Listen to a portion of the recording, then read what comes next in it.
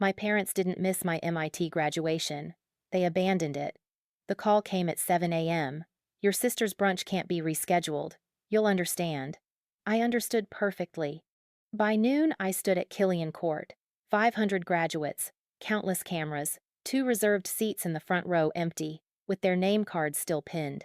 My speech lasted 4 minutes. The video lasted forever. By evening, it had 4 million views. Every person they knew saw those empty chairs. Then, their phones wouldn't stop ringing. The MIT acceptance portal loaded at 11:47 p.m. on a Thursday. I know because I'd been refreshing the page every 30 seconds for 2 hours, sitting cross-legged on my childhood bedroom floor with my laptop burning against my thighs. The screen went white, then loaded a single line. Congratulations on your admission to the Massachusetts Institute of Technology. I read it 6 times. Then I took a screenshot. Then I read it again. My scholarship letter came through 5 minutes later. Full tuition covered. 4 years.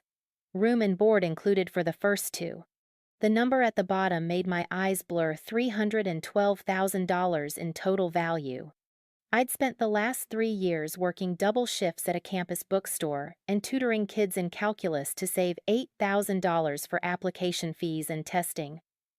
This single email made all of it make sense. I called Dad first. It was almost midnight, but he'd always been a night owl. He picked up on the third ring.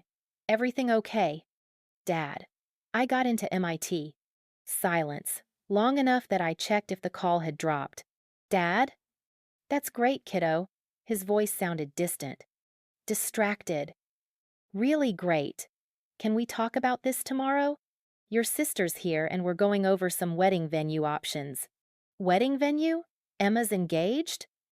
She didn't tell you? Jason proposed on Monday. We're all pretty excited about it. I pressed my palm against the carpet. I just got into MIT, on a full scholarship. Right. Yeah, that's fantastic. We'll celebrate soon, okay? I gotta go. The line went dead.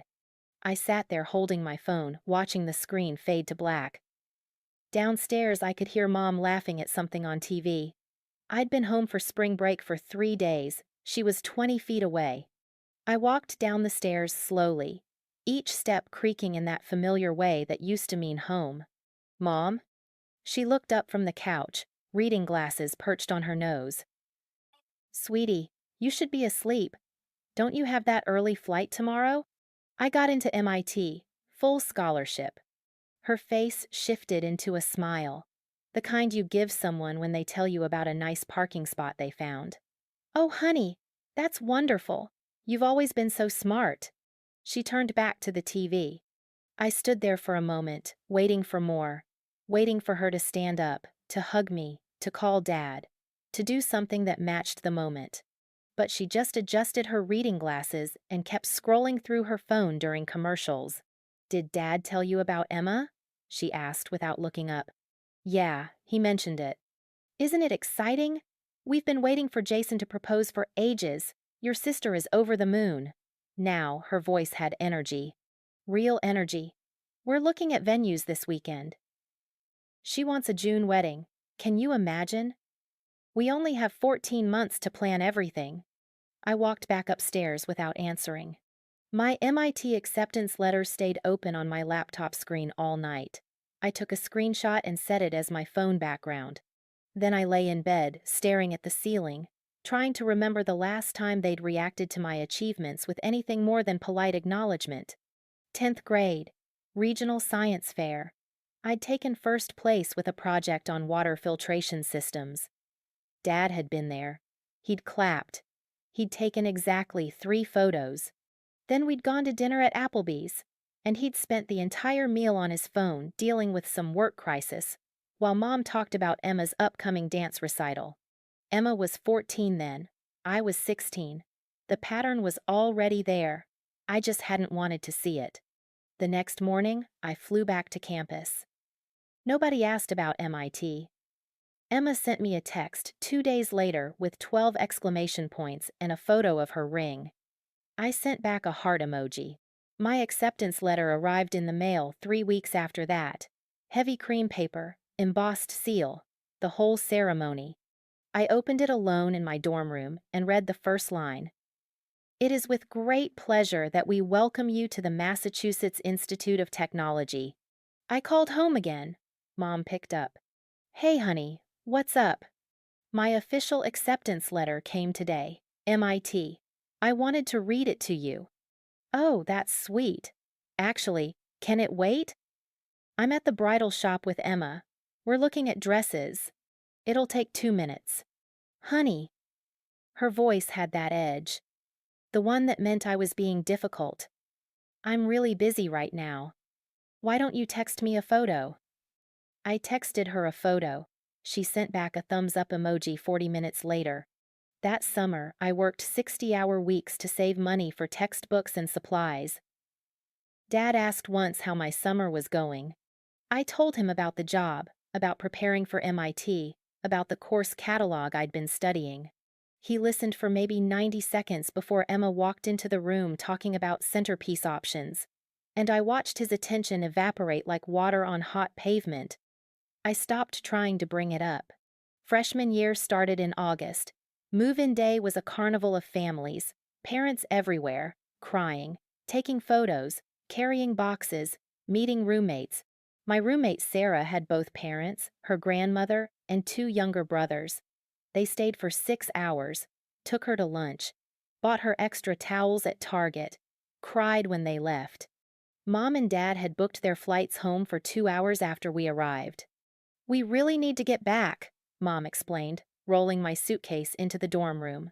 Emma's engagement party is tomorrow, and there's still so much to do. Dad assembled my bed frame in 12 minutes. Mom unpacked one box. They took a single photo of me standing in front of the building, and then they were gone. Sarah found me sitting on my bare mattress an hour later, staring at the empty walls. You okay? Yeah, just tired. She didn't believe me, I could tell, but she was kind enough not to push.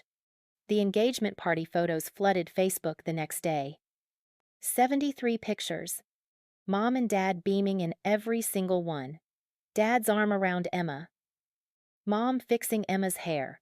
Both of them laughing at something Jason said. They looked happy, prouder than I'd ever seen them. I'd been at MIT for 36 hours. Neither of them had called to ask how I was settling in. October came fast. Midterms hit like a freight train, and I spent 3 weeks sleeping 4 hours a night, surviving on coffee and dining hall pizza. My grades came back strong straight A's across 5 classes. I sent a photo to the family group chat. Emma responded first. Wow, smart cookie. Mom. Great job, sweetie. Dad. Thumbs up emoji. That was it. 3 messages. 11 words total. 2 hours later, Emma posted about getting promoted to senior sales associate. The family chat exploded. 47 messages in 2 hours. Mom called her. Dad called her. They sent gift cards and flowers and talked about dinner plans to celebrate. I turned off my phone and went to the library. Thanksgiving break, I came home for 4 days. The house was covered in wedding planning materials, fabric samples, seating charts, color swatches. The dining room table had disappeared under a mountain of bridal magazines and vendor contracts. Sorry about the mess, Mom said, not looking up from a spreadsheet. We're finalizing the guest list. I'd been home for 20 minutes. Nobody had asked about school. How many people are coming? I asked. 247 so far, maybe 260 if your dad's cousins confirm. That's a lot. Well, it's a special day. Mom smiled. That dreamy smile parents get when they're proud. We want it to be perfect for Emma. Dinner that night lasted 90 minutes. 83 of those minutes were about the wedding. Venue details, dress alterations, bridesmaid drama, catering options, whether to do a chocolate fountain or a dessert bar. 7 minutes were about Dad's work. 0 minutes were about MIT. I tried once. My physics professor nominated me for this undergraduate research position. That's nice, honey, Mom interrupted. Emma, what did you decide about the flowers? I stopped talking. Nobody noticed. Friday morning, Dad made pancakes.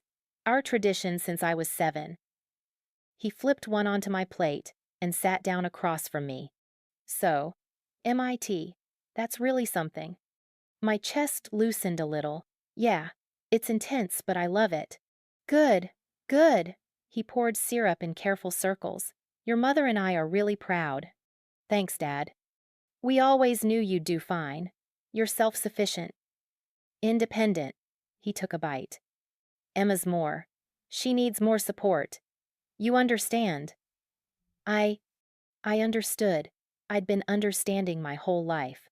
Actually, there's something I wanted to talk to you about, he continued. The wedding's getting expensive. Really expensive. We've been looking at our finances, and I'm on a full scholarship, Dad. You don't have to worry about my tuition. I know, but there are other expenses, right? Books, supplies, that kind of thing?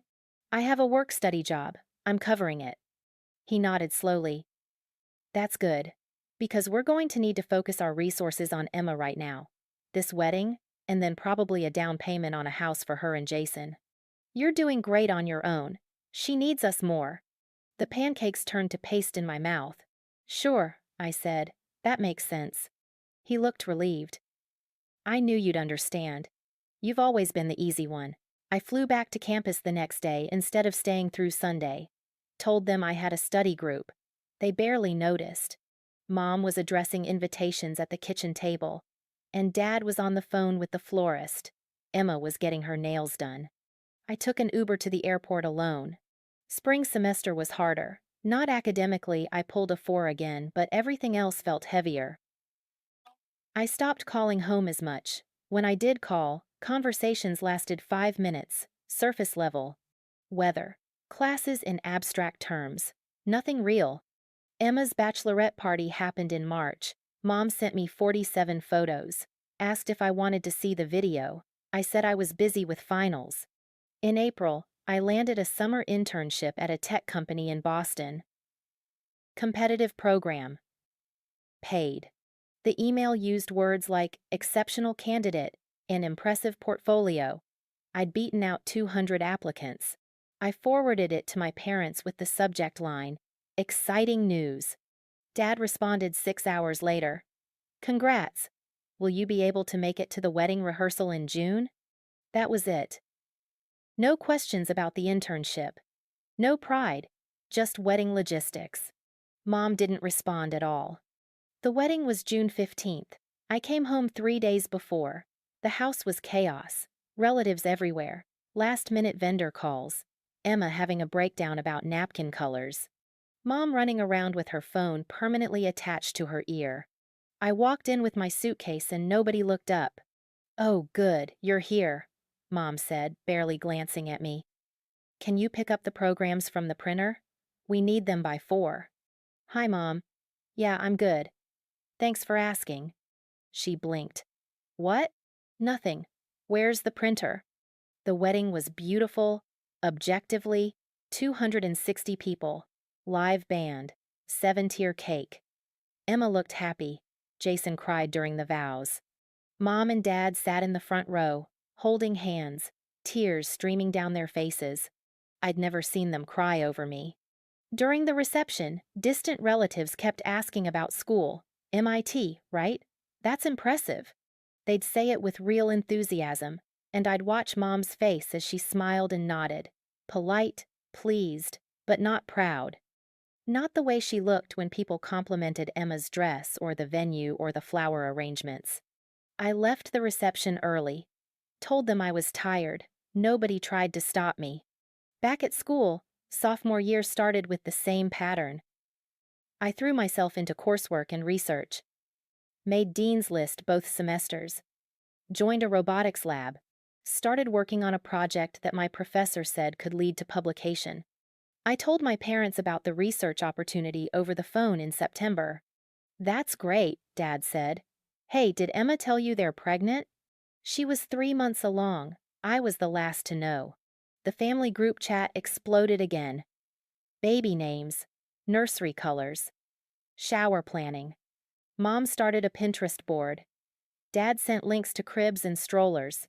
Every conversation bent back toward Emma and the baby like gravity. My research got accepted for a conference presentation in November. Regional competition. I was the only sophomore selected. I sent a message to the family chat, presenting my research at MIT Regional Tech Conference next month. Emma, yay. Mom, nice. 3 hours later, Emma posted an ultrasound photo, 42 comments. Both parents called her immediately. I could hear Mom crying happy tears over FaceTime. I turned off my phone and went to the lab. The presentation went well. I took third place. My professor submitted the paper to a journal. The department chair mentioned my name in a newsletter. I was building something, a reputation, a future. I just wasn't building it with my family's attention. Junior year, the pattern solidified into something I could no longer ignore. Emma's baby shower in October. Mom called me 4 times about gift ideas. My birthday in October, I got a text at 9 p.m. that said, "Happy birthday, sweetheart." The baby was born in March. Mom and Dad flew out the day Emma went into labor, stayed for 2 weeks, posted 73 photos on Facebook. My nephew was beautiful. I saw him for the first time on FaceTime, 3 days after he was born. "Isn't he perfect?" Mom whispered into the camera. "He's beautiful. Your sister is such a natural mother. I'm so proud of her." Something in my chest went quiet. In April, I got the email. Subject line: Research Award notification. I'd won a departmental award for undergraduate research. $5,000 prize. Recognition at the spring ceremony. My professor called it a big deal, said it would strengthen my grad school applications. I forwarded it to my parents. Dad responded, "Well done. Can you call your sister? She needs advice about daycare options."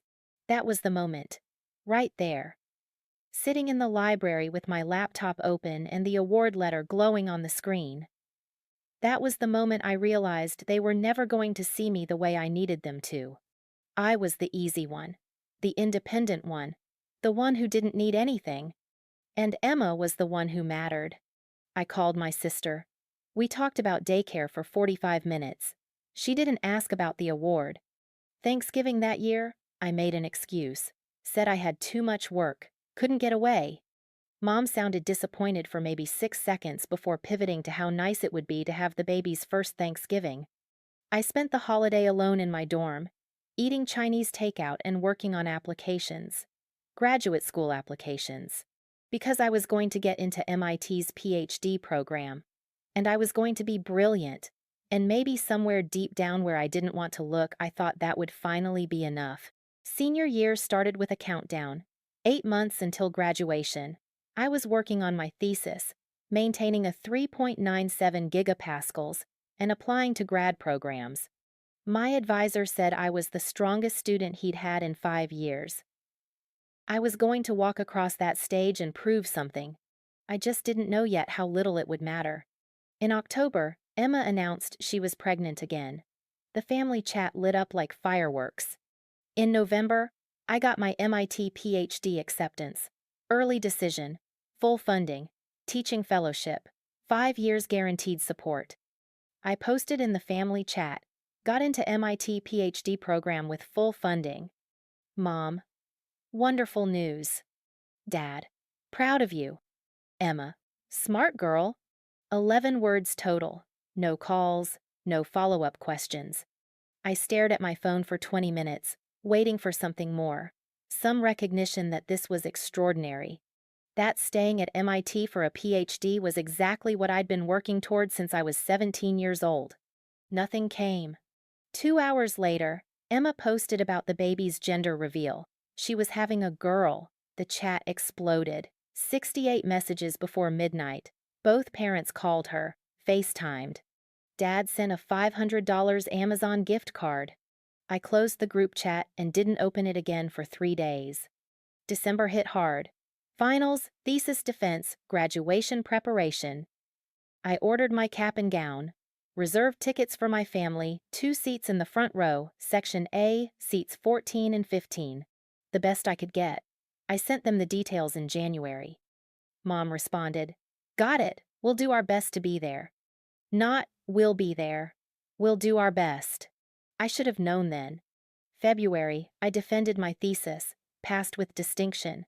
My committee used words like exceptional and publication ready. I walked out of that conference room feeling like I'd climbed a mountain, and I called home to share the news. Dad answered, "Hey kiddo, what's up?"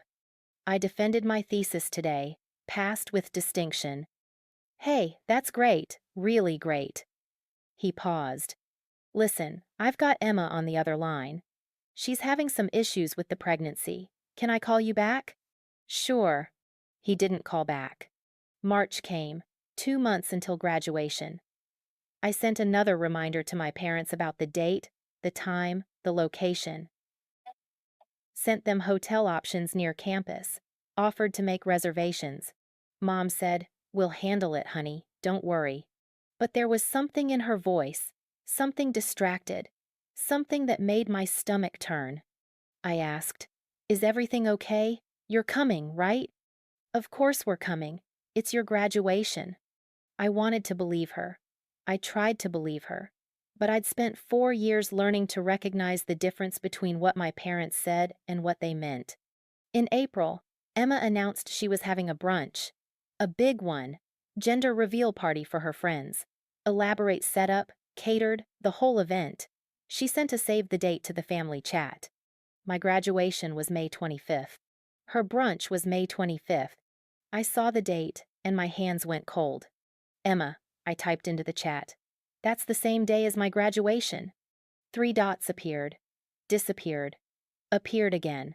"Oh no, I didn't realize. Can you check if maybe we got the date wrong?" I sent a photo of the graduation schedule. Official MIT letterhead.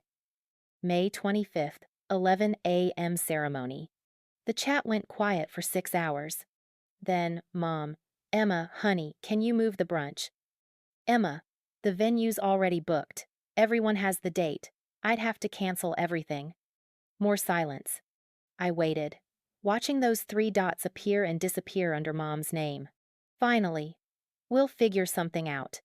No one said what we'd figure out. No one confirmed they'd choose graduation over brunch. The message just hung there, ambiguous and heavy, and I felt something crack in my chest. I called Mom that night. "Hi, sweetie." "Mom, the brunch. My graduation. Same day." "I know.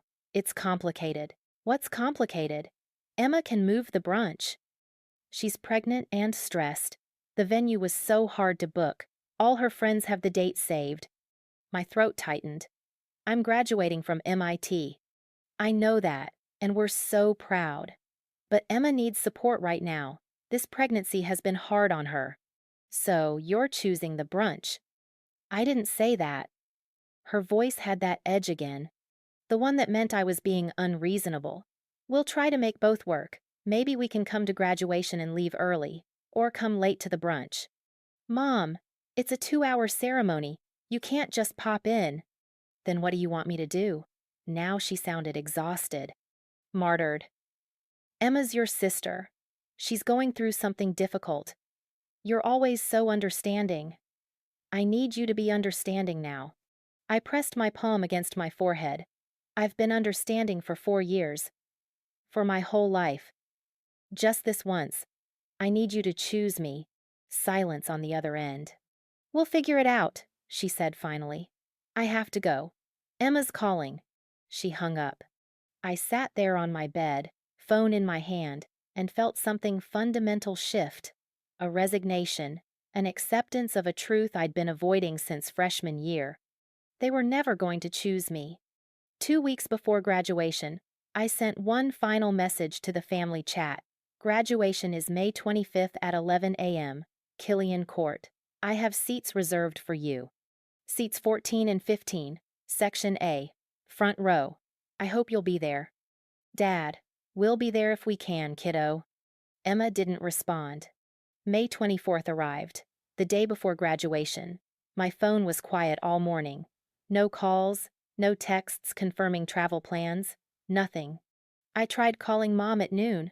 Voicemail. Tried dad at 2. Voicemail. Tried again at 5, 6, 8. Nothing. I went to bed that night, staring at my phone, willing it to ring. I'd set out my cap and gown, pressed my dress, polished my shoes.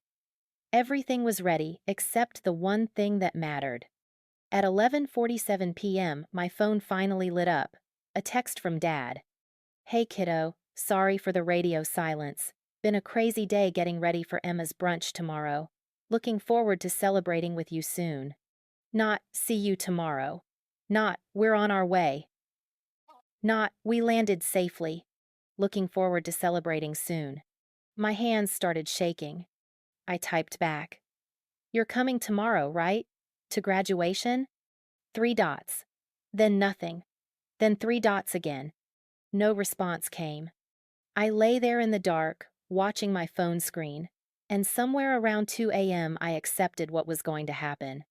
The alarm went off at 5:30. Graduation day. I got up mechanically, showered, did my makeup, put on my dress black, simple, the one I'd bought specifically for this day. Cap and gown laid out on my bed like a ghost. My phone buzzed at 6:58 a.m. A call, Mom's name on the screen. I picked up. "Honey." Her voice was tight, apologetic. "We need to talk." My chest went hollow. "You're not coming. Emma's really struggling today. Morning sickness is terrible, and she's so stressed about the brunch. The venue, the guests, everything has to be perfect. We can't reschedule." "Stop." My voice came out flat, emotionless. "Just say it." A pause. Then, quieter. "Your sister's brunch can't be rescheduled. You'll understand." I understood perfectly. "Dad's there too?" I asked. "We both need to support her right now. You're so strong. You've always been so independent. Emma needs us more. You get that, don't you?" Something in my brain went very calm, very clear. "I get it," I said. "I've always gotten it. We'll celebrate when you come home next month. We'll do something special. Take you to dinner. The whole thing." "Sure." "You're not upset, are you?" I looked at my reflection in the mirror. Cap and gown in my hands. 4 years of straight A's, research awards, PhD acceptance. All of it leading to this moment, and the people who were supposed to care most were choosing brunch. "No," I said. "I'm not upset." "Good. I knew you'd understand. We love you so much. Congratulations on everything. We're so proud." The line went dead. I stood there in my dorm room, dress half-zipped, makeup done, phone in my hand.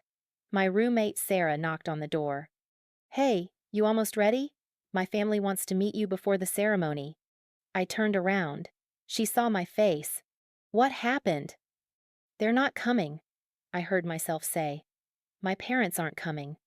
Her expression shifted from confusion to horror. "What? Why?"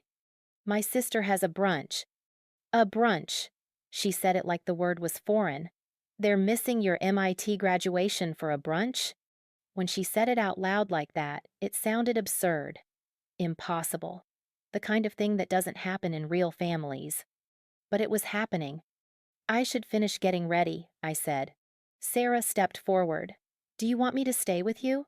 "My family won't mind." "No. I'm fine. Really." I wasn't fine. But I was going to that ceremony. I was going to walk across that stage. I was going to do it without them, the way I'd done everything else for 4 years. I finished my makeup, zipped my dress, put on my cap and gown. The fabric felt heavier than it should have. At 10:15, I walked to Killian Court alone.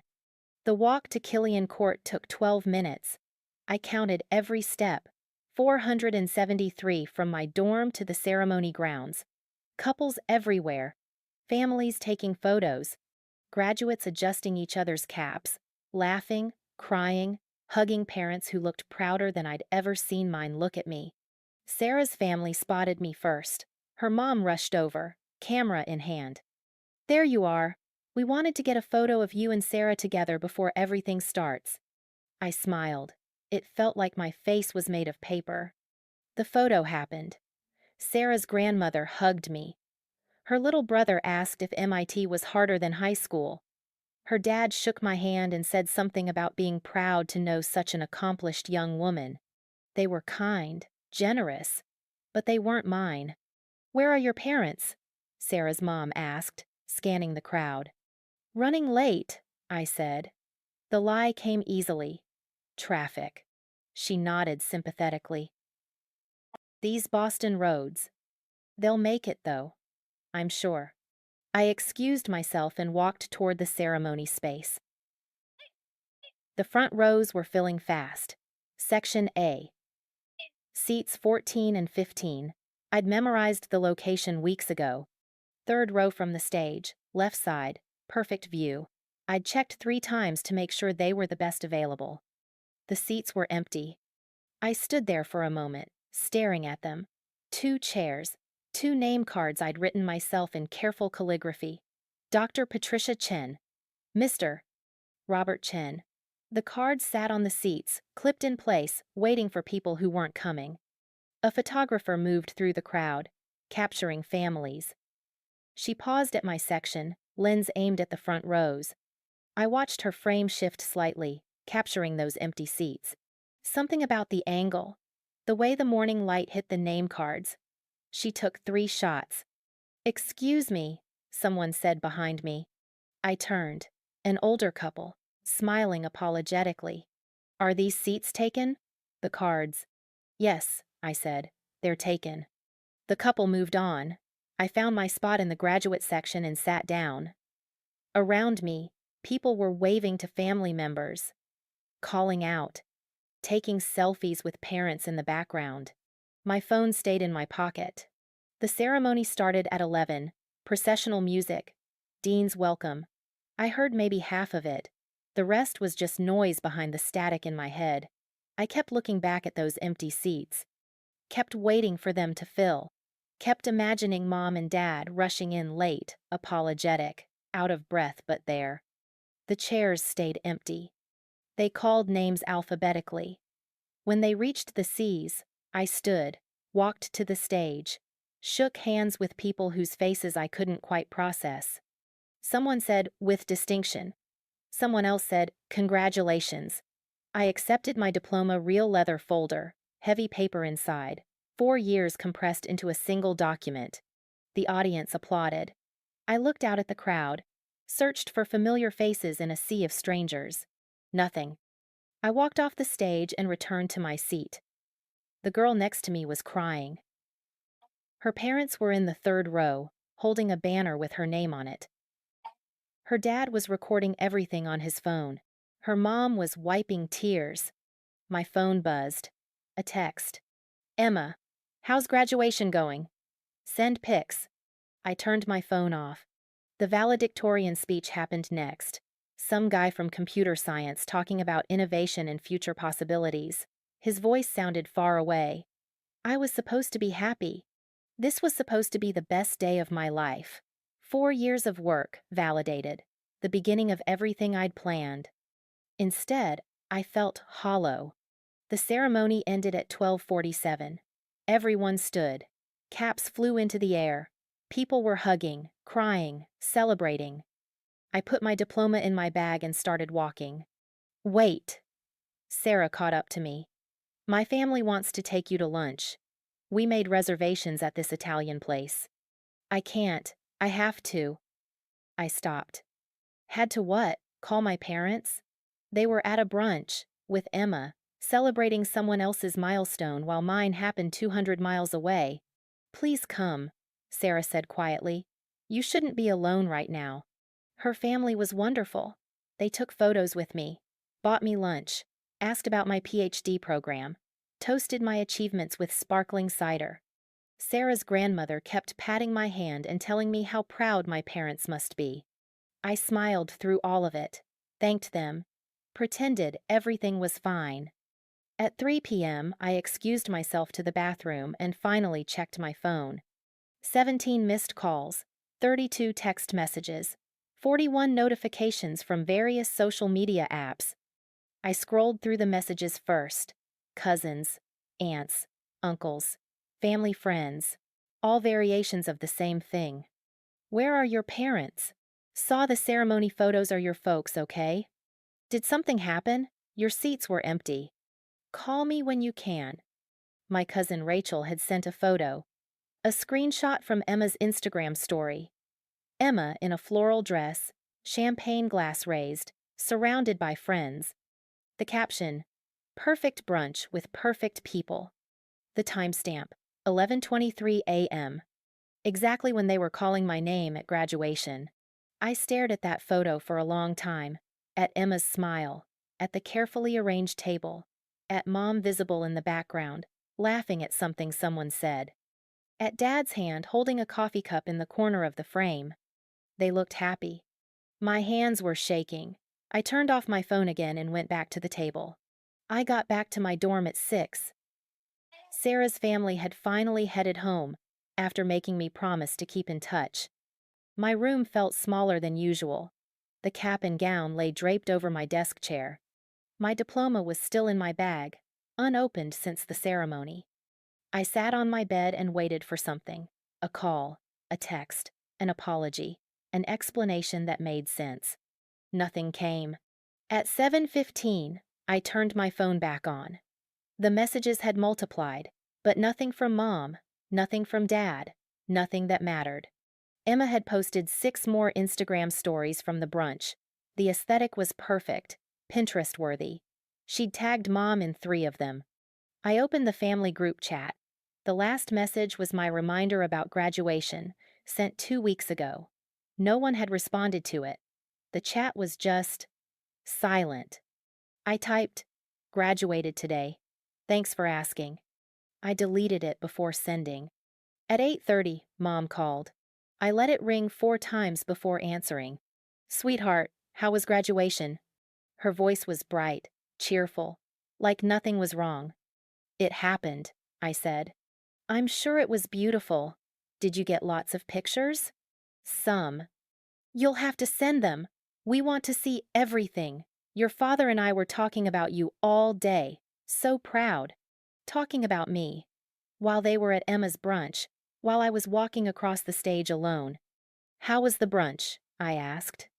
Oh, it was lovely. Emma was so happy. The food was amazing. You would have loved the mimosas well, not that Emma could have any, but the rest of us enjoyed them. She laughed. Light. Easy. Everything went perfectly. That's good. A pause. Something in my tone must have registered. Are you okay, honey? You sound tired. I'm fine. Well, get some rest. We'll talk tomorrow, okay? Love you. She hung up before I could respond. I sat there holding my phone, and that's when it hit me. They weren't going to apologize. They weren't going to acknowledge what they'd done. In their minds, this was fine. Reasonable. Emma needed them more, and I was supposed to understand. I'd spent 4 years understanding, 4 years being the easy one, the independent one, the one who didn't need anything. And this was what it got me. Empty chairs with name cards. A graduation they couldn't be bothered to attend. A phone call where my mother asked how it was, as if she cared, as if she hadn't chosen brunch over me. I opened my laptop, typed MIT graduation photos into Google. The official photographer had already uploaded galleries, public access. I found my section, found the moment they called my name. There it was. The photo. Me on stage, accepting my diploma, and in the foreground, slightly out of focus but unmistakable, 2 empty seats. Name cards visible. The rest of the row filled with proud parents and family. Just those 2 seats. Empty. The photo was perfect. Devastating. Exactly what had happened captured in a single frame. I downloaded it. Stared at it for 20 minutes. Then I opened Instagram. My account was mostly dormant. Random photos from campus. Study sessions. Lab work. Nothing personal. 300 followers. Mostly classmates and distant friends. I uploaded the photo. No filter. No edits. Just the image. Raw. For the caption, I wrote, MIT graduation. 2 empty seats, 1 brunch. My finger hovered over the post button. Sarah walked in. Hey, I was thinking we could. She saw my screen. What are you doing? Posting a photo. That's the empty seats. She moved closer. Are you sure you want to post that? Why wouldn't I?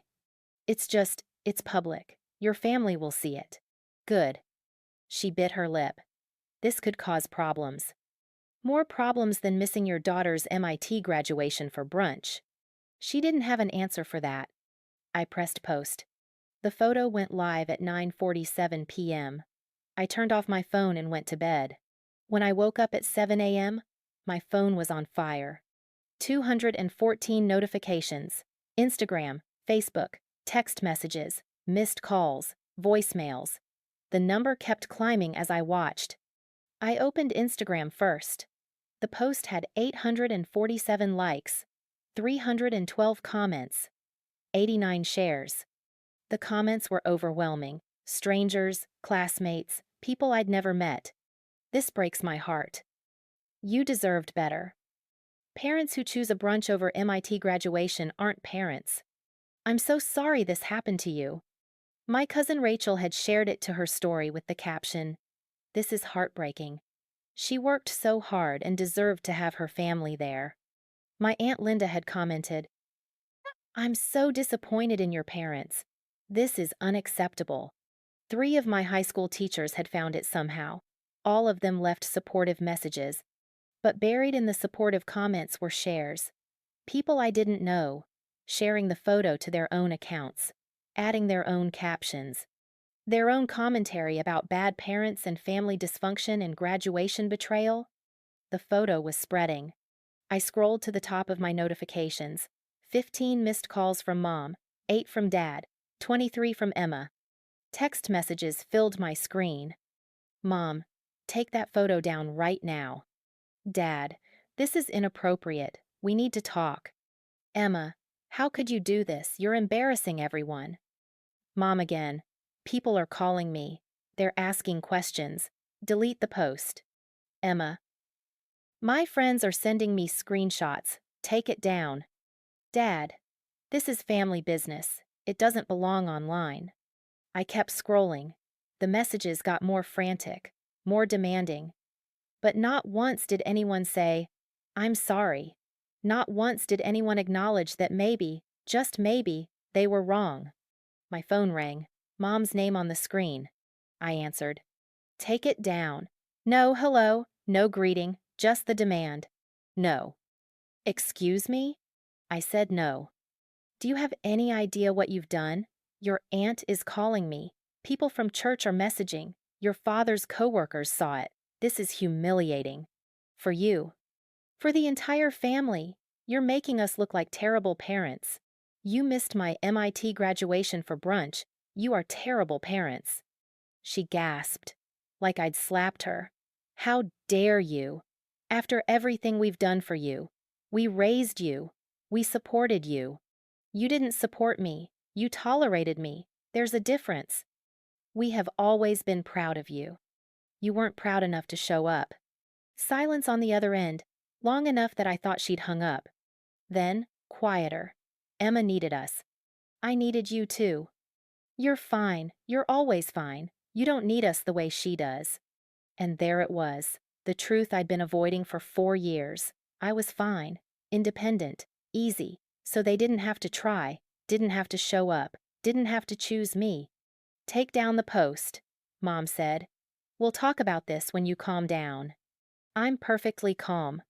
Then act like it. Delete the photo. Stop embarrassing your sister. This isn't about Emma. Everything affects Emma. She's pregnant and stressed, and now she's dealing with people asking about this photo. You're being selfish. Selfish. For posting a photo of my graduation. For wanting my parents to acknowledge they'd hurt me. I'm not taking it down, I said. Then you're choosing to damage this family. You damaged it when you chose brunch. Mom's voice went cold. Fine. If this is how you want to be, then we'll give you space.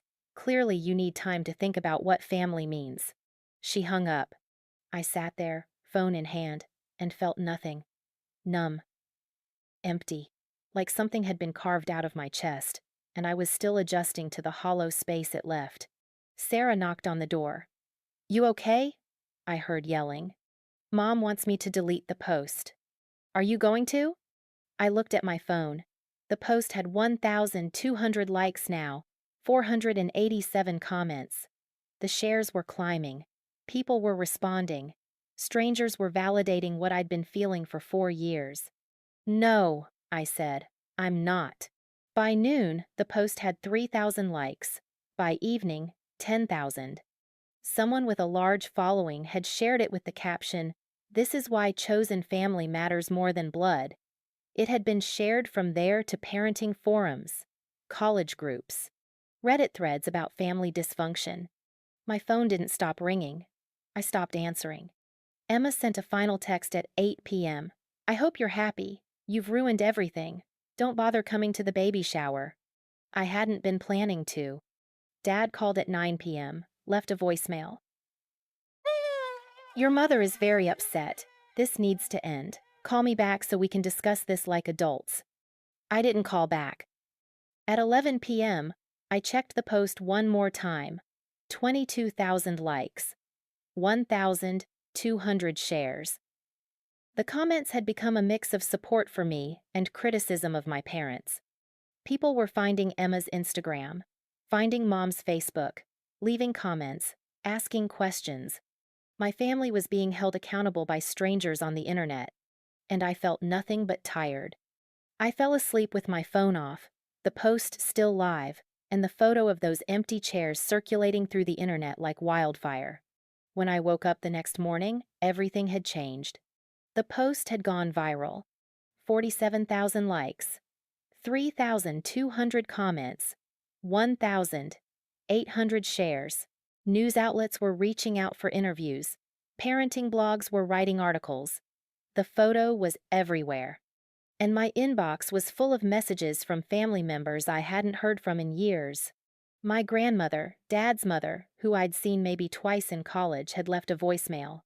Her voice was shaking. "Sweetheart, I just saw the photo.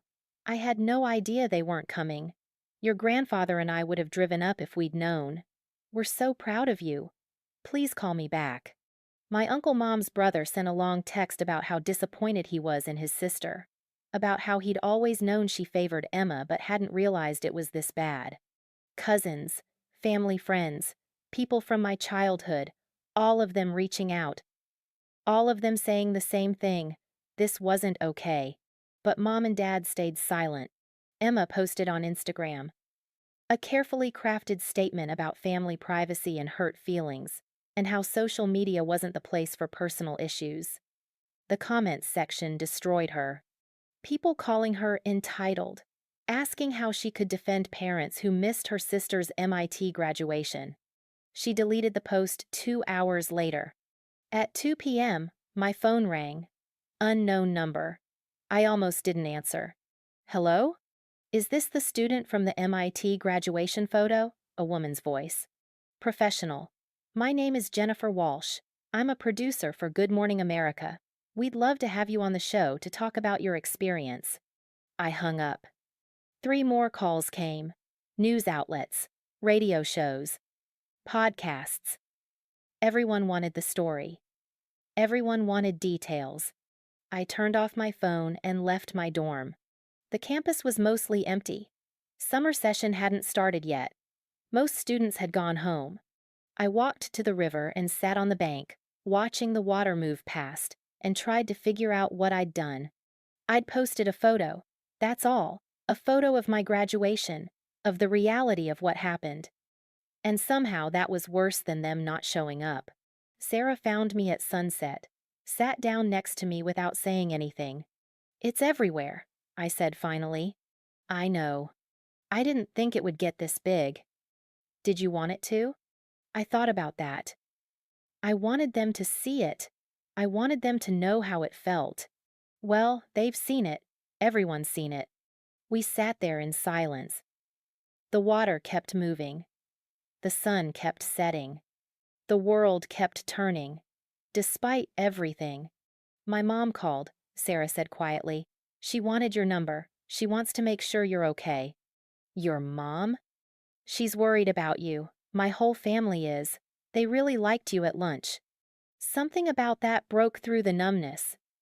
Sarah's mom, who barely knew me, who'd spent 3 hours with me. She was worried. She was checking in.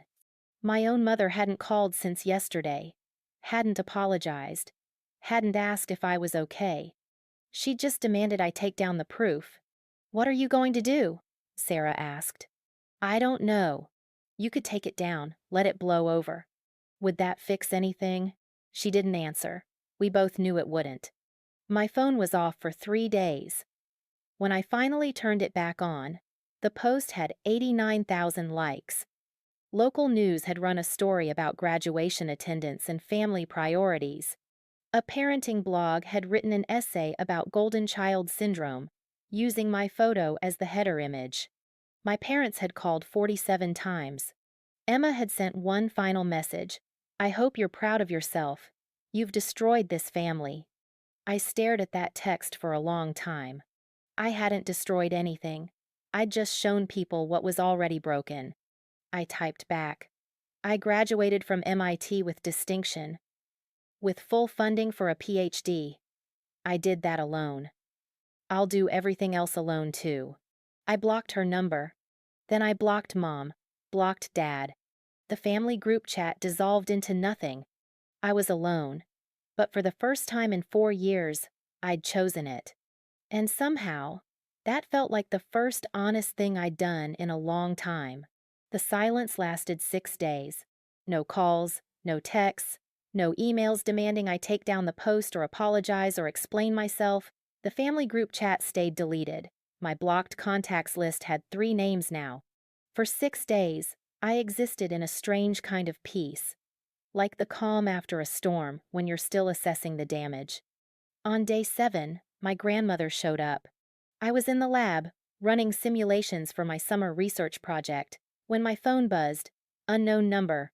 I'd started answering those again. Most were journalists I could politely decline, but some were opportunities I couldn't afford to miss. Hello? Sweetheart, it's Grandma Chen. I'm downstairs in your building lobby. Can you come down? My hands went still on the keyboard. You're here? In Boston? Your grandfather and I drove up this morning. We need to talk. She didn't ask, just stated it as fact. I saved my work and headed downstairs. Grandma was standing by the entrance, handbag clutched in both hands. Grandpa sat on a bench nearby, looking uncomfortable. They were in their 70s now, both smaller than I remembered. Grandma's hair had gone completely white since I'd last seen her at Emma's wedding. Hi, I said. She pulled me into a hug immediately, tight, the kind that made my throat close up. We're so proud of you, she whispered. MIT, with distinction. We should have been there. I pulled back. You didn't know about it. We should have known. We should have asked. She looked at Grandpa. He stood slowly, walked over, hugged me, too. Your father called us, Grandpa said. After the photo went viral, he wanted us to convince you to take it down. Of course he did. We told him no, Grandma continued. We told him he was wrong, that he and your mother owed you an apology, that what they did was unacceptable. She paused. He hung up on us. We stood there in the lobby, 3 people connected by blood and disappointment. We came to apologize, Grandpa said, for not being more involved, for not seeing what was happening, for letting your parents treat you like you didn't matter. Something in my chest cracked. It's not your fault. We're family. We should have done better. Grandma squeezed my hand. Can we take you to lunch? We'd like to hear about everything. About MIT. About your research. About your plans. Everything your parents should have been asking about for 4 years. We went to a small cafe near campus. They asked questions, real questions, about my thesis, about the PhD program, about what I wanted to do after. They listened to every answer, took notes, asked follow-up questions. Grandma showed me photos on her phone. We made a scrapbook, articles about your awards, Your research. Your Aunt Linda sends us everything she finds. We've been following your achievements, even if we weren't there in person. The scrapbook was digital, dozens of screenshots, awards announcements, research publications, news articles about my undergraduate work. They'd been paying attention. They'd cared. Why didn't you come to graduation? I asked. If you knew about it? Grandma's face fell. We didn't know. Your parents told us it was a small ceremony, family only, that you'd specifically requested just them. She looked down. We believed them. The lie was so calculated it took my breath away. They'd lied to my grandparents, cut them out, made sure no one would be there to witness their absence. I sent invitations to everyone, I said quietly. I wanted you there. We never got one. Of course they didn't. We talked for 3 hours. They told me about their own struggles with my father, how he'd always put appearances first, how they'd watched him favor Emma for years but hadn't known how to intervene without causing family fractures. We should have anyway, Grandpa said. Family fractures aren't always the worst outcome. When they left, Grandma pressed an envelope into my hand. For graduation, we would have given it to you that day if we'd been there. Inside was a check for $5,000 and a card that said, "Congratulations, Dr. Chen-to-be. We believe in you." I cried in the parking lot after they drove away, not sad tears, something else, something like relief that not everyone in my family was broken. That night, Mom called from a different number. I'd blocked her cell but not the house phone. I answered without thinking. Finally, you've been ignoring us for a week. I blocked you. Well, that's mature. Her voice was sharp, annoyed, not apologetic. We need to talk about this situation you've created. I didn't create anything. I posted a photo. A photo that's destroying your sister's reputation. Do you know she's lost followers? People are commenting horrible things on her posts. She's pregnant and stressed, and you're making everything worse. I didn't make her read the comments. Don't be difficult. This needs to end. Your father and I have discussed it, and we've decided. You've decided? That you need to post an apology. Say you were emotional. That you didn't mean to hurt anyone. That family is complicated and you're working through it. I laughed. Couldn't help it. You want me to apologize. It's the mature thing to do. For what? For telling the truth? For airing family business publicly? For embarrassing your sister? For making us look like bad parents? You are bad parents. Silence, cold and heavy. How dare you? She said finally. After everything we sacrificed, we raised you, fed you, paid for things. You didn't pay for MIT. I have a full scholarship. You didn't pay for anything after high school. We gave you a home. Love. You gave me the bare minimum and called it love. Her voice went icy. If that's how you feel, then maybe we shouldn't have bothered at all. Maybe you shouldn't have. I hung up. My hands were shaking, not from fear or sadness, from anger, real anger, the kind I'd been pushing down for 4 years because I was supposed to be understanding. Supposed to be easy. The phone rang again. House number. I declined it. A text came through from Emma's account. Mom's crying. Are you happy now? You've broken her heart. I blocked that number too. 3 days later, Dad showed up at my dorm. I was coming back from the library when I saw him standing by the entrance, hands in his pockets, looking uncomfortable. He'd aged since I'd last seen him at Emma's wedding. More gray hair, deeper lines around his eyes. Hey, kiddo. I stopped walking. What are you doing here? We need to talk. You won't answer calls. I blocked you. So I drove up. Can we go somewhere? Get coffee? No. He blinked. No? I don't want coffee. I don't want to talk. I want you to leave. I'm your father. You don't get to dismiss me like that. You dismissed me when you chose brunch over my graduation. His jaw tightened. That's what this is about? One event? You're going to destroy this family over one day? It wasn't one day. It was 4 years. It was every achievement you minimized. Every accomplishment you ignored. Every time you chose Emma over me like it was automatic. Like I didn't matter. You know your sister needs more support. Stop saying that. My voice was louder than I intended. A couple of students looked over. I lowered it. Stop making excuses. Emma's an adult. She has a husband, a job, a life. She doesn't need you to skip your other daughter's MIT graduation for brunch. It wasn't just brunch, it was a gender reveal, an important milestone. And my graduation wasn't? He ran a hand through his hair. Frustrated, you're twisting everything.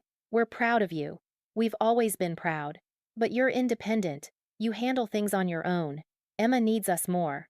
Because you've made her need you. You've created this dynamic where she's helpless and I'm invisible. That's not fair. None of this is fair.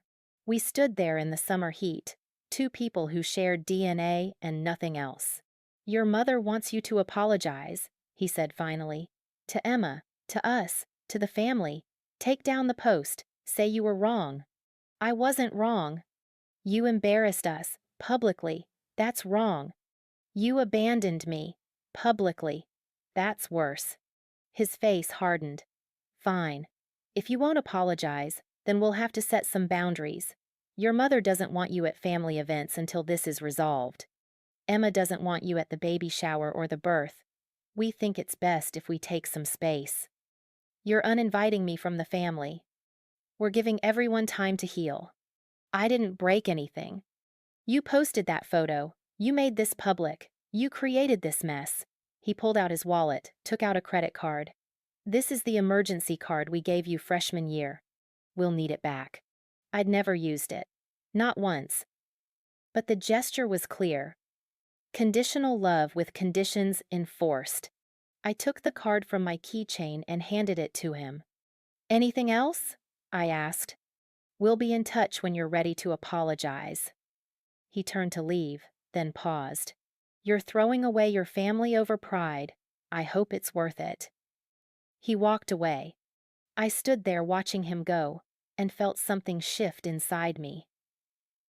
Not sadness. Not even anger anymore. Just clarity. Cold and sharp and absolutely certain. They weren't going to change. They weren't going to see me. They were going to keep demanding I apologize for telling the truth while never acknowledging their own damage. And I was done. I went inside, opened my laptop, and looked at the graduation post one more time. 127,000 likes now. Then, 8,400 comments. The story had taken on a life of its own. People were using it to talk about family dysfunction, parental favoritism, conditional love. My phone buzzed, a message from a number I didn't recognize. Hi, I'm a family therapist and I've been following your story. I run a support group for adult children of narcissistic parents. If you're interested, we meet Thursdays at 7 p.m. You're not alone in this. I stared at that message for a long time. Narcissistic parents. I'd never thought of my parents that way. They weren't cruel. They weren't abusive. They just didn't see me, didn't prioritize me, didn't think my needs mattered as much as Emma's. Maybe that was enough. I saved the number. The next morning, another complication arrived.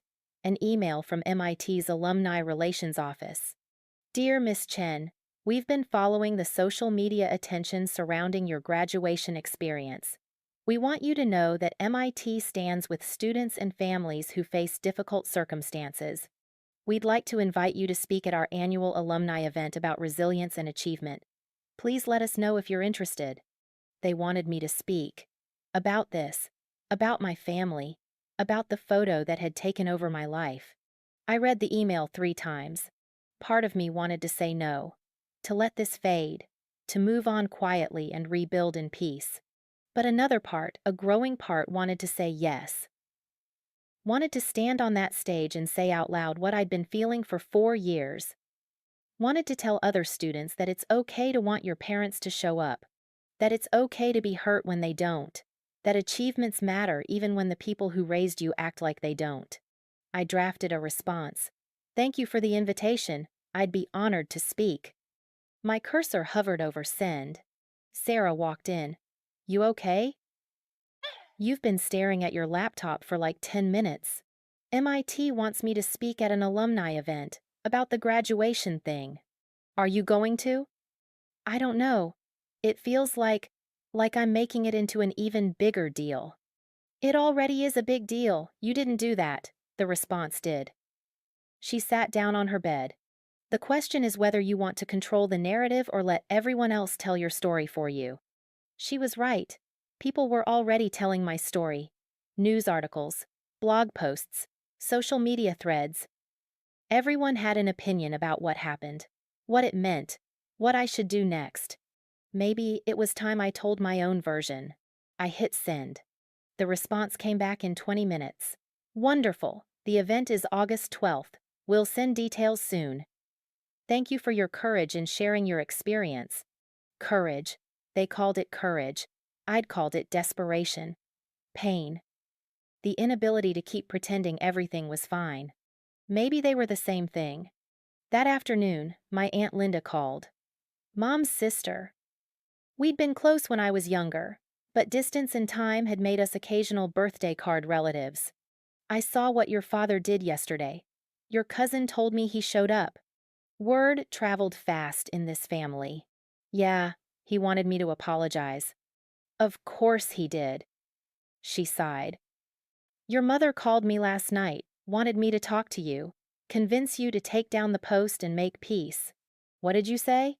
I told her she was delusional, that she damaged her relationship with you beyond repair, and now she was mad that you weren't covering it up. A pause. She hung up on me. I'm sorry, I didn't mean to cause problems with your sister. Stop. You didn't cause anything. Your mother caused this by missing your graduation, by favoring Emma for years, by treating you like an afterthought. All you did was stop hiding it. My throat got tight. Everyone keeps saying I should forgive them, move on, they're family.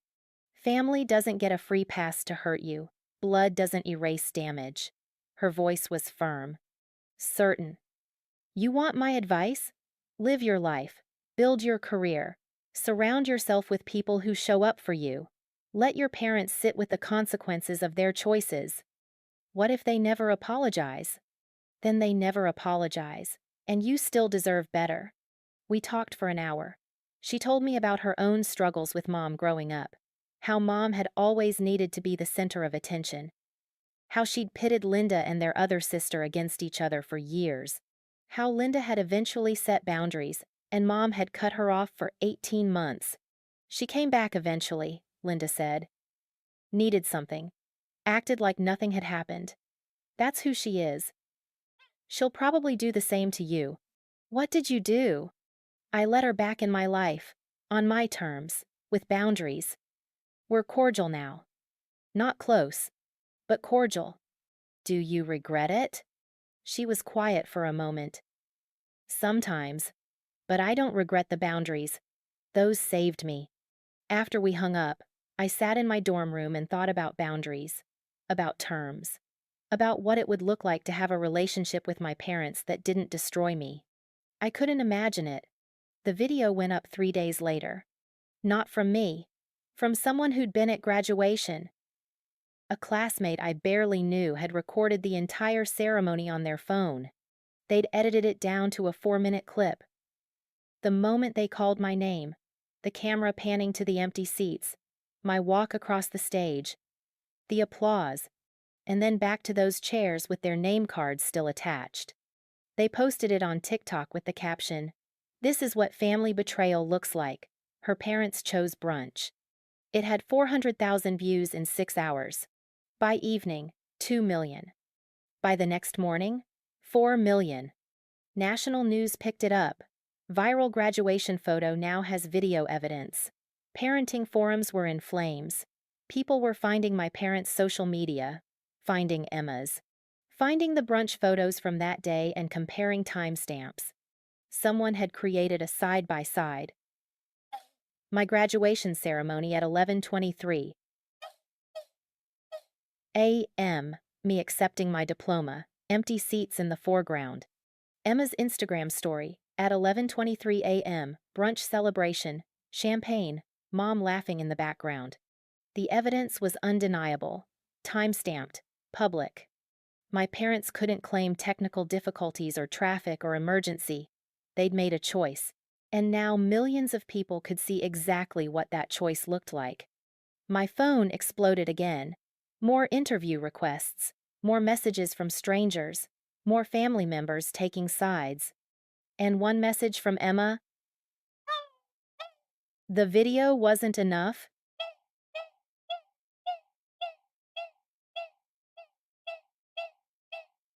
I didn't respond.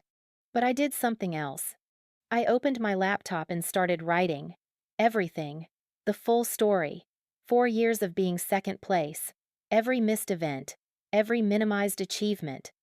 Every time they'd chosen Emma and expected me to understand. I wrote for 6 hours straight. 3,000 words. Raw and honest and painful. I titled it, What the Photo Doesn't Show. And then I posted it as a blog entry on Medium. Linked it to my social media, and watched it spread, because if they were going to tell everyone I was vindictive and cruel and destroying the family, I was going to tell them exactly why. The truth, complete and unfiltered. My terms. My story. My voice. The blog post went live at 11:47 p.m. on a Tuesday. I know because I stared at the publish button for 20 minutes before finally clicking it. The cursor hovered. My hand shook.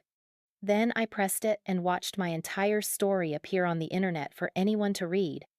The response was immediate. Within an hour, 10,000 views. By morning, 50,000. The comments section filled with people sharing their own stories. Parents who'd missed weddings for golf tournaments. Siblings who'd stolen spotlight after spotlight. Families built on conditional love and uneven distribution of attention. I'd opened a door. Thousands of people walked through it. A journalist from The Atlantic reached out. We'd like to feature your story in our next issue. A full profile on achievement, family dynamics, and what happens when high performers are raised by parents who don't see them. I said yes. A podcast called Estranged invited me on. They specialized in stories about family fractures and chosen family. Your story represents something bigger, the host said. Parental favoritism, conditional love, the pressure to be easy. We'd love to explore that with you. I said yes to that too. The MIT alumni event was scheduled for August 12th, 3 weeks away. They'd sent me the details. 200 attendees, alumni from the last decade, current students, faculty. They wanted me to speak for 15 minutes about resilience and self-advocacy. I started writing the speech. My phone rang constantly now. Interview requests, speaking invitations. A literary agent who wanted to know if I'd consider writing a book. This story has legs, she said. People need to hear it. I wasn't sure I wanted to write a book. But I saved her contact information. Sarah walked in one afternoon while I was drafting the speech. You're actually doing this, speaking at the alumni event. Yeah. Your parents are going to lose their minds. Probably. She sat down on her bed. Are you scared? I thought about that. No, not anymore. What changed? I stopped waiting for them to give me permission to be hurt. The Medium post hit 200,000 views by the end of the week. Major news outlets picked it up. MIT graduate shares full story behind viral graduation photo. The headlines varied, but the message was consistent. This was about more than one missed ceremony. This was about years of systemic neglect. My parents' phones must have been ringing nonstop. I wouldn't know. I'd blocked them on everything. But other people told me. My cousin Rachel, your mom's Facebook is a disaster. People are commenting on everything. She's deleting comments as fast as they appear. My Aunt Linda, your father called me, asked if I'd talk to you. I told him I had and that I support you completely. He said I was enabling destructive behavior. I hung up on him. My grandmother. We tried calling your parents, to talk sense into them. They won't answer. I think they're embarrassed. Good. They should be. The family was fracturing along clear lines. Those who saw the truth, those who wanted to maintain peace at any cost, those who thought I'd gone too far. I didn't care about the third group anymore. Emma tried one more time. A long text from a new number I hadn't blocked yet. I'm your sister. We used to be close. Remember when we were kids? I know things changed, but I never meant for it to be like this. Mom and Dad love you. They're just bad at showing it. Please stop this. Please come back. We can fix this as a family. I read it 3 times, looked for an apology, for acknowledgement, for anything that said she understood what they'd done to me. Nothing. Just come back. Just stop this. Just, we can fix this. Not we were wrong. Not you deserved better. Not I'm sorry. I blocked the number. The Atlantic article came out August 3rd. 6,000 words. Photos from my graduation, the empty seats, the ceremony, my diploma. Quotes from me about the 4 years leading up to that moment. Quotes from family therapists about golden child syndrome and scapegoat dynamics. Quotes from my grandmother about regret. The headline, The Empty Chairs, What Happens When High Achievers Grow Up Invisible. It went viral immediately. The article reached #1 on their website by noon. By evening, it was trending on Twitter. By the next day, morning shows were discussing it. Panel discussions, expert opinions. Everyone had something to say about parental favoritism and its long-term damage. My inbox filled with messages from strangers, hundreds of them, people thanking me for telling my story, people sharing their own. People saying they'd felt invisible their whole lives and finally someone had put words to it. One message stood out. From a woman named Jennifer. I'm 45. My parents missed my medical school graduation for my brother's baseball game. I've never told anyone how much it hurt. I thought I was being selfish. Your story made me realize I wasn't. Thank you for your courage. I read that message 5 times. 45 years old. Still carrying that pain. Still thinking she was selfish for wanting her parents to show up. I responded, You weren't selfish. You deserved better. They should have been there. She wrote back, No one's ever said that to me before. The podcast episode aired August 8th. 90 minutes of conversation about my childhood, college years, the graduation, the aftermath. The host asked hard questions. I answered honestly. Do you think you'll ever reconcile with your parents? Not unless they apologize, really apologize, and acknowledge what they did. What if they never do? Then they never do. I'll be okay either way. How are you so sure? I paused. Thought about that. Because I've built a life without their validation. I got into MIT without their support. I'll get my PhD without it too. They can either be part of my future or they can't. But they don't get to dictate whether I succeed. The episode got 300,000 downloads in the first week. August 10th. 2 days before the alumni event, I was in my dorm, rehearsing my speech for the 5th time, when someone knocked. I opened the door expecting Sarah. It was my mother. She looked smaller than I remembered, thinner.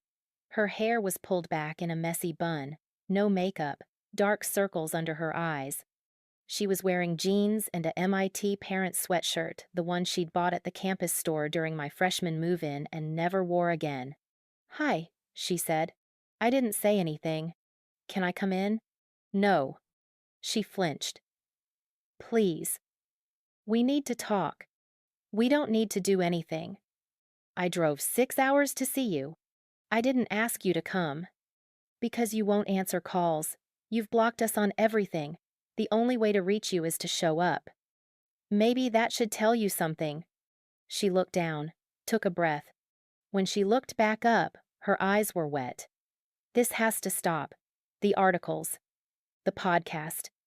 The speech you're giving in 2 days. This public campaign against your family. It's not a campaign. It's my story. It's destroying us. Your father can't go to work without people asking about the graduation. I can't go to church. Emma's lost sponsorships because of the backlash. Our lives are falling apart. My life fell apart when you chose brunch over my graduation. It wasn't just brunch. It was, I don't care what it was. You made a choice. Now you're dealing with the consequences. Her voice cracked. You're my daughter. I love you. You love the version of me that doesn't need anything. That makes things easy. That understands when you choose Emma. You don't love the version standing in front of you right now. That's not true. Then apologize. Silence. Apologize, I said again. Say you were wrong. Say you're sorry. Say you should have been there. She opened her mouth, closed it. Tears ran down her face, but no words came out. You can't do it, I said quietly. You can't admit you were wrong. It's not that simple. It is exactly that simple. You missed my MIT graduation for Emma's brunch. You prioritized her over me. Again. Like you've done my entire life. All I'm asking is for you to acknowledge it. If I apologize, will you stop? Will you take everything down? Cancel the speech? And there it was. The condition. The transaction. No, I said. Then what's the point? The point is you'd be telling the truth. The point is you'd be taking responsibility for hurting me. The point is it would be the right thing to do regardless of what I do afterward. She shook her head. You're being unreasonable. This vindictive campaign, airing family business to strangers? I'm airing the truth. Making us look like monsters to the entire country. I'm not making you look like anything. I'm showing people what you did. We're not perfect. We made mistakes. But we're still your parents and you owe us. I don't owe you anything. The words came out calm, final, true. She stared at me. How can you say that? Because it's true. I don't owe you gratitude for doing the bare minimum. I don't owe you silence about the damage you caused. I don't owe you protection from the consequences of your own choices. We raised you. You fed me and housed me. That's what parents are legally required to do. It doesn't earn you lifetime immunity from accountability. Her face was red now, tears and anger mixing together. Fine, if that's how you want it, but you're going to regret this. When you're older, when you have kids, you'll understand that parents aren't perfect and you'll regret destroying your family over one day. It wasn't one day. It was one graduation. It was 4 years of being invisible. It was a lifetime of being second place. It was every achievement you minimized and every milestone you missed, and every time you made me feel like I didn't matter as much as Emma. That's not, she stopped, started again. We didn't mean. I don't care what you meant, I care what you did. She looked at me for a long moment, waiting for me to back down, to soften, to be the easy daughter who understood. I didn't move. You're throwing away your family, she said finally. You threw me away first. I'm just refusing to pretend it didn't happen. She turned and walked away. Didn't say goodbye. Didn't look back. Just left. I closed the door and stood there, hand on the knob, waiting to feel something. Regret. Sadness. Doubt. Nothing came. Just relief that I'd said everything I needed to say. The alumni event was August 12th at 7 p.m. Memorial Hall. 200 people. I'd practiced my speech so many times I could recite it in my sleep. Sarah came with me. My grandparents drove up. My Aunt Linda flew in from California. Professor Williams, my thesis advisor, sat in the front row. The lab partners who'd become friends. The roommate who'd found me on graduation day. People who'd shown up. The event coordinator introduced me. Our next speaker graduated this May with distinction. Her story has sparked a national conversation about family dynamics and the cost of achievement. Please welcome our alumna. I walked to the podium, 200 faces looking back at me. The room was silent except for the quiet hum of the air conditioning. I started with the photo, projected it on the screen behind me. The empty seats, the name cards, the moment frozen in time. This is my MIT graduation, I said. May 25th, 2024. Those empty seats belong to my parents. They chose to attend my sister's brunch instead. Murmurs rippled through the audience. But this story isn't about one day. It's about the 4 years that led to it. It's about what happens when you achieve everything you're supposed to achieve, and the people who raised you still don't see you. I talked for 15 minutes. About freshman move-in, about every missed event, about the research awards and Dean's List achievements that got 3-word text responses, about learning to celebrate alone, about the morning of graduation and the phone call and the choice. I posted that photo because I was tired of pretending it didn't hurt. I wrote about my experience because I was tired of protecting people who wouldn't protect me. I'm standing here tonight because I refuse to be invisible anymore. The room was completely silent now. Some people have told me I should forgive my parents, move on, they're family. But here's what I've learned. Family isn't an excuse for damage. Love isn't an obligation to accept harm. And speaking your truth isn't vindictive, it's survival. I looked out at the audience, saw my grandmother crying, saw Professor Williams nodding, saw faces I didn't know reflecting back recognition and pain and understanding. If you're sitting here tonight feeling like you've worked your whole life to be seen and you're still invisible, I see you. If you've achieved everything you were supposed to achieve and your family still doesn't celebrate you, you deserve celebration. If you're wondering whether you're being too sensitive or too demanding or too difficult, you're not. My voice was steady, clear, strong. You deserve to have your parents at your graduation. You deserve to have them proud. You deserved to matter. And if they couldn't give you that, it's okay to stop pretending it's fine. I finished, stepped back from the podium. The room erupted in applause. People stood. The ovation lasted 2 full minutes. I saw strangers crying, saw people hugging each other, saw Sarah in the back with tears streaming down her face, giving me a thumbs up. Afterward, dozens of people came up to me. Students, alumni, faculty. Everyone with a story. Everyone with a version of empty chairs in their own lives. A woman in her 30s grabbed my hand. My mother missed my PhD defense for my brother's engagement party. I've never told anyone. Thank you for saying what I couldn't. A man in his 50s. I'm a father of 3. Your story changed how I show up for my kids. Thank you. A current student, crying. My parents are exactly like yours. I thought I was crazy for being hurt. You made me realize I'm not. I hugged strangers, listened to stories, bore witness to pain that had been carried silently for years. My grandmother found me after the crowd thinned, hugged me so tight I could barely breathe. Your mother called me today, she whispered, asked me not to come to this, said I was enabling you. What did you say? I said I was proud of you, that I'd be here no matter what, that she should be ashamed of herself. She pulled back, hands on my shoulders. You're the bravest person I know. Professor Williams approached next. That was extraordinary. The university wants to know if you'd be willing to do more speaking. Other schools, education conferences. Your message matters. More speaking, more sharing, more vulnerability in front of strangers. I'll think about it, I said, but I already knew the answer. 3 days later, the video of my speech went viral. Someone had recorded it and posted it to YouTube. Within a week, 5 million views. Within 2 weeks, 10 million. The comments section was overwhelming. This made me call my parents and tell them how their favoritism affected me. I'm a parent, and this changed everything. I'm evaluating how I show up for my kids. I'm crying. This is my story too. News outlets wanted follow-up interviews.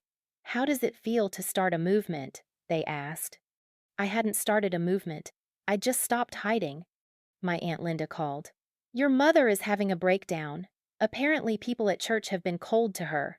Your father's boss asked about the situation. Emma's lost another sponsorship deal. They're calling everyone, trying to do damage control. Are they apologizing? No. They're telling everyone you're lying. That they wanted to come to graduation but you told them not to. That you're mentally unstable and seeking attention. Of course they were. Let them, I said. You're not worried? Everyone who matters knows the truth.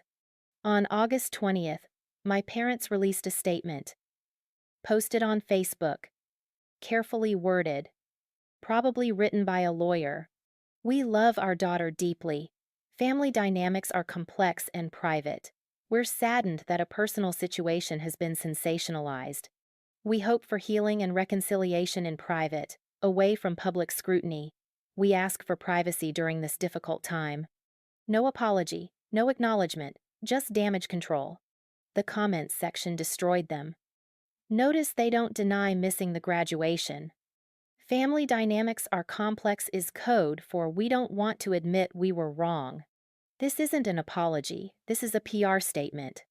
The fact that they're asking for privacy after their daughter spent 4 years being invisible is rich. Emma posted too, a long caption about mental health and family struggles and the importance of forgiveness, about how social media doesn't show the full picture, about how everyone's hurting. Her comments section was equally brutal.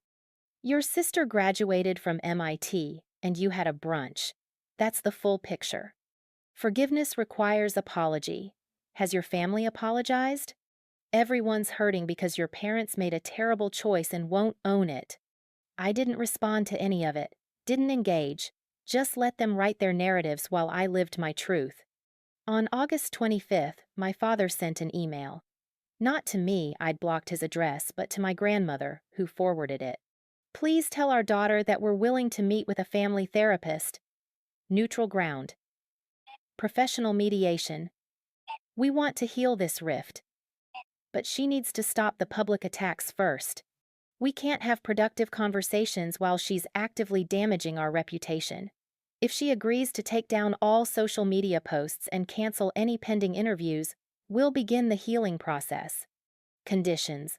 Always conditions. I wrote back to my grandmother, not to them. Tell them I'll meet with a therapist when they publicly apologize for missing my graduation. Not a vague statement about complex family dynamics. A real apology. Until then, I have nothing to say to them. My grandmother sent it. They didn't respond. September arrived. PhD program started. New lab, new cohort, new projects. My research was going well. Professor Williams had nominated me for a fellowship. Life was moving forward. The video of my speech was still circulating, still sparking conversations, still generating messages from strangers who felt less alone. I'd become accidentally visible, not because my parents finally saw me, but because I'd stopped hiding. On September 15th, exactly 4 months after graduation, I got a call from an unknown number. I almost didn't answer. Hello?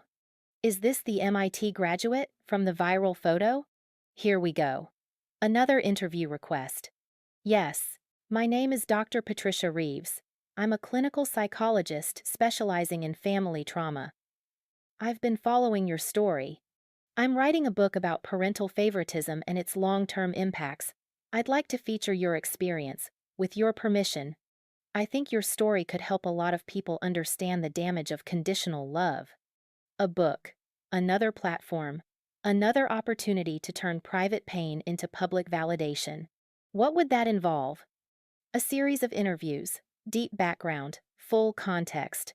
I'd change identifying details for your family's privacy, but your core story would remain. The goal is to educate both parents and children about recognizing and healing from these dynamics. I thought about my mother showing up at my dorm, unable to apologize, offering conditions instead of accountability. I thought about all the messages from people who'd carried similar pain in silence. I thought about who I'd been 4 months ago, afraid to post a photo, afraid to tell the truth, afraid to be anything but easy. Yes, I said, I'll do it. Thank you. I think this will help more people than you realize. After we hung up, I sat in my apartment new place, closer to campus. No memories of graduation day, and looked at my MIT diploma on the wall. Framed, centered, surrounded by photos of people who'd actually shown up. Sarah, my grandparents, Professor Williams, Aunt Linda, the lab partners who'd become family.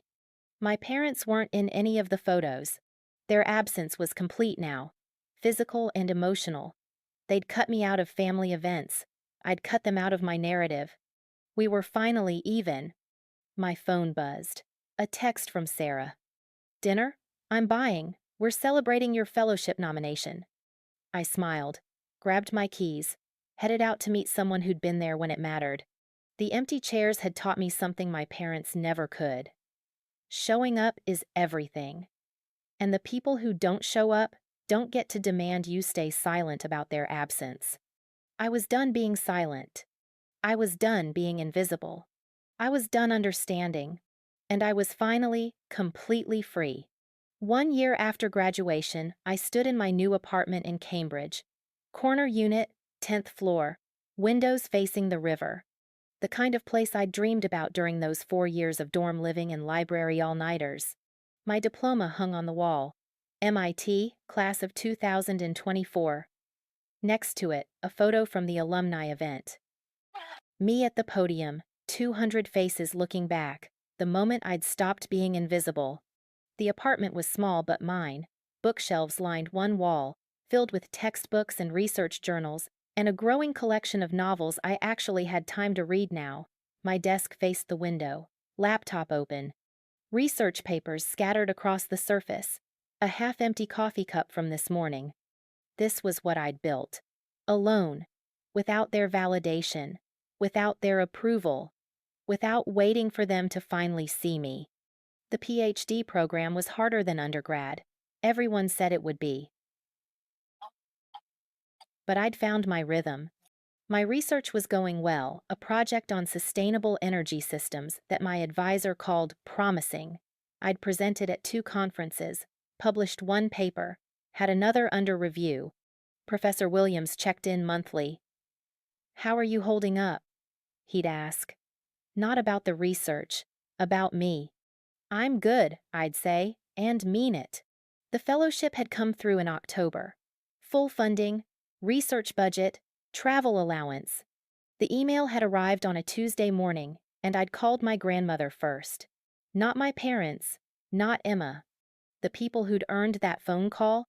Grandma had cried. Your grandfather would be so proud. He'd passed in January. Heart attack, sudden. I'd flown home for the funeral. My parents had been there. We'd made eye contact across the cemetery. They'd looked older. Tired. Mom's hair had gone grayer. Dad had gained weight. Emma stood between them, visibly pregnant with her second child, holding her toddler's hand. We didn't speak. At the reception afterward, distant relatives had asked when we'd reconcile. "Life's too short," they'd said. "Family is family." I'd smiled politely and changed the subject. Aunt Linda had pulled me aside. "You don't owe them forgiveness just because someone died." "I know." "Do you?" "Because I see that look, that guilt." "I'm not guilty, I'm just tired." She'd hugged me. "That's fair. Being strong is exhausting." Back in my apartment, I checked my phone. 3 new emails. One from Dr. Reeves, the psychologist writing the book. Her manuscript was nearly done. She wanted me to review my sections. One from a university in California. They wanted me to speak at their graduation. Guest speaker. Someone who understood what it meant to achieve without family support. One from Sarah. "Dinner Friday?" "I'm bringing my boyfriend. You'll love him. He's nerdy like us." I smiled. Responded to all 3. Yes to the review. Maybe to the speaking gig. Definitely to dinner. My social life had expanded slowly, carefully. I'd learned to let people in, to trust that not everyone would disappear when things got hard. Sarah had stayed. My lab partners had become genuine friends. I'd joined a support group, the one the therapist had mentioned last year. Thursday nights at 7 p.m. The group had saved me in ways I hadn't expected. 12 people. All with variations of my story. Parents who'd missed weddings for golf. Siblings who'd stolen every spotlight. Families built on conditional love and uneven distribution of everything that mattered. We shared stories, validated each other, learned to set boundaries without guilt. One woman, Patricia, 53, a lawyer, had said something in March that stuck with me. I spent 30 years trying to earn my mother's pride. Then I realized she was never going to give it. So I gave it to myself instead. I'd started doing that, celebrating my own achievements, taking myself to dinner after successful presentations, buying myself flowers when papers got accepted, learning to be my own cheerleader. It felt strange at first, self-indulgent. Then it felt necessary. Then it felt normal. My phone buzzed, a text from an unknown number. My stomach tightened, unknown numbers still made me nervous, but I'd learned to check them.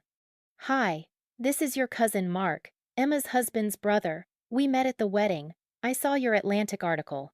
My parents did the same thing to me, missed my law school graduation for my sister's baby shower. I just wanted to say thank you for speaking up. It helped me finally tell them how much it hurt. We're in therapy now, making progress. Your courage gave me courage. I read it 3 times, saved the number, responded. Thank you for telling me. I'm glad you're getting the support you deserve. It gets easier, I promise. The ripple effects still surprised me. Messages from strangers, articles citing my story, therapists using my experience as a case study. I'd become accidentally important to people I'd never meet. The book Dr. Reeves was writing would be published in June. Breaking the Favorite, Understanding and Healing from Parental Favoritism. My story would be Chapter 3. She'd changed names, details, but the core remained. Empty chairs, chosen brunch, the aftermath.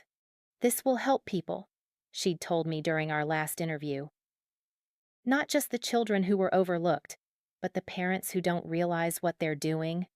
Sometimes people need to see their behavior reflected back to understand the damage. I hoped she was right. In November, I'd started dating. Carefully. Slowly. A guy from my cohort named James. Computational biology. Funny. Kind. He'd asked about my family once, just once, and I'd told him the abbreviated version. That's terrible. I'm sorry. It's okay. I'm okay. You don't have to be okay about it, you know. It's okay to still be hurt. That had surprised me. Permission to not be fine. To not be easy. To not be over it. We'd been dating for 4 months now. He'd met Sarah, met my grandmother. I'd met his parents, warm, attentive people who asked questions and listened to answers, who celebrated his achievements like they mattered. Watching them interact had hurt in unexpected ways. Seeing what I'd missed, what I'd never had, but also seeing what was possible, what families could be when they tried. The viral post was still up, 312,000 likes now, 14,000 comments. I didn't check it much anymore. Didn't need to. It had served its purpose. My parents' social media had gone quiet. Mom had made her accounts private. Dad had deleted his Facebook entirely. Emma posted occasionally baby photos, domestic scenes, but the comments were disabled. The internet had a long memory. Their names were permanently linked to the story. Search missed MIT graduation, and their situation came up. Articles. Reddit threads. Think pieces about parental favoritism. They'd become a cautionary tale. I didn't feel triumphant about it. Just neutral. They'd made choices, faced consequences. That's how the world worked. Spring semester brought new projects, new challenges. I was TAing an undergraduate course, Introduction to Sustainable Systems. 20 students. Eager. Nervous. Reminding me of who I'd been 5 years ago. One student came to office hours in April. Brilliant. Anxious. She'd gotten into a summer research program, but her parents wanted her to work at their family business instead. They don't understand why research matters, she said. They think I'm wasting time. I saw myself in her. That desperate need for validation. That hope they'd eventually understand. What do you want? I asked. The research program, but I don't want to disappoint them. You're going to disappoint someone, them or yourself. Choose carefully. She'd looked at me with wide eyes. That's harsh. That's honest. Sometimes the people who raised us can't see who we're becoming, and we have to choose ourselves anyway. She'd chosen the research program. Sent me an email 2 weeks later. My parents are mad, but I'm going. Thank you for telling me it was okay. I'd responded, it's more than okay. It's necessary. Teaching had become unexpectedly fulfilling, helping students navigate academic life, offering the support I'd wished I'd had, telling them their achievements mattered even when their families didn't understand. I'd become the mentor I'd needed. In May, 1 year and 1 week after graduation, my parents sent a letter, real mail, handwritten envelope. My grandmother forwarded it. They'd sent it to her house because they didn't have my new address. I stared at that envelope for 3 days before opening it. The letter was from Mom. 2 pages. Her handwriting, shaky in places. Dear daughter, it's been a year since we last spoke. A year since everything fell apart. I've spent that year thinking, reflecting, trying to understand how we got here. Your father and I have been in therapy, individual and couples. Our therapist suggested we write to you, not to ask for anything, just to tell you our truth. We were wrong. We should have been at your graduation. We should have prioritized you. We should have seen how our choices affected you over the years. I don't know how to explain why we didn't. Emma was always more demanding. You were always more capable. It became easy to focus on her because you seemed fine. You seemed like you didn't need us. But need and want are different things. I see that now. You wanted us there. You wanted to matter. And we made you feel like you didn't. I'm sorry. Your father is sorry. We can't undo missing your graduation. Can't undo 4 years of making you feel invisible. Can't undo any of it. We don't expect forgiveness. Don't expect you to call or write back or let us back into your life. We just wanted you to know that we finally see what we did. We see you. We're sorry we didn't see you sooner. Emma has been in therapy too. She's starting to understand how the favoritism affected both of you. How it damaged your relationship. How it wasn't fair to either of you. We love you. We're proud of you. We should have said that more. Should have shown that more. I hope you're well. I hope your PhD program is everything you wanted. I hope you've built a life that makes you happy. Love, Mom. I read it 5 times. Looking for conditions. For qualifications. For anything that undermined the apology. Found mostly genuine remorse. Not perfect. You seemed fine was still an excuse. Still put responsibility on me for not being more demanding. But it was closer to real than anything they'd said before. I put the letter in my desk drawer. Didn't respond immediately. Needed time to process. To decide what this changed. If it changed anything. I called my therapist. They apologized. How do you feel about that? I don't know. Relieved? Angry that it took a year? Sad that it took all of this for them to see me? All of those are valid. Do I have to forgive them now? You don't have to do anything. Apologies don't erase damage. They're a starting point, not an ending. I thought about that for days. Weeks. The letter sat in my desk drawer. Sometimes I'd reread it. Sometimes I'd forget it was there. In June, I sent a response. Short. Careful. I received your letter. I appreciate the apology. I'm not ready for more than that right now. I need time. I need space. I need to keep building the life I've started without you. Maybe someday we can talk. But not yet.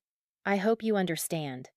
I sent it to my grandmother to forward, didn't give them my address. Mom wrote back. 1 paragraph. We understand.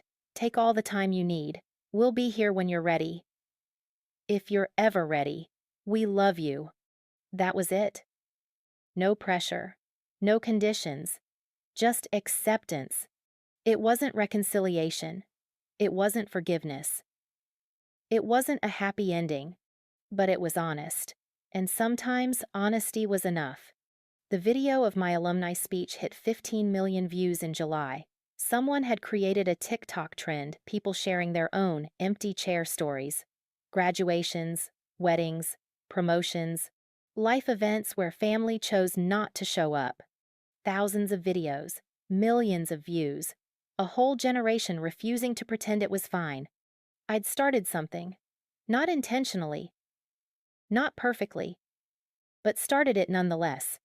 Dr. Reeves's book released June 15th. It became a bestseller within 2 weeks. Parenting blogs discussed it. Therapists recommended it. Book clubs dissected it. My chapter was the most cited.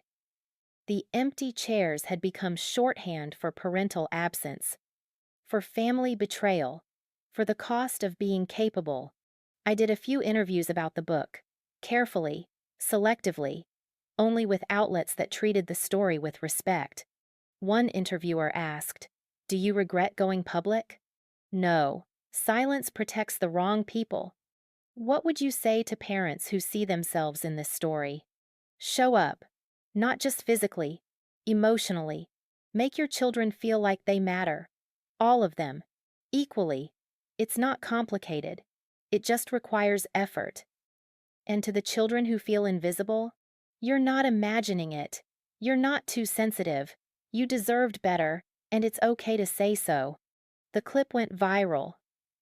8 million views. Used in parenting seminars. Shown in therapy sessions. Quoted in articles about family dynamics. I'd become an accidental activist for something I'd never wanted to represent. The cost of conditional love.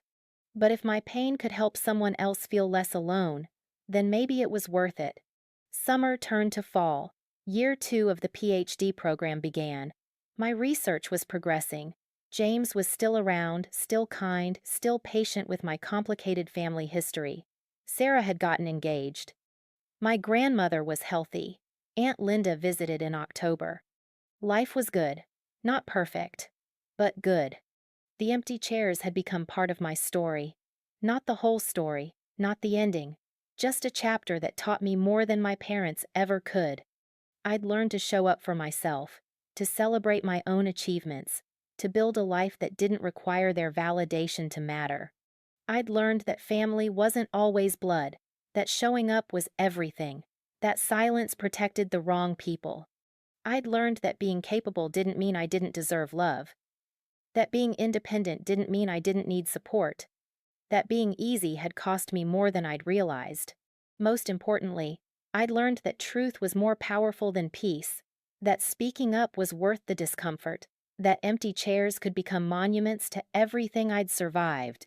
2 years after graduation, I defended my master's thesis, passed with distinction.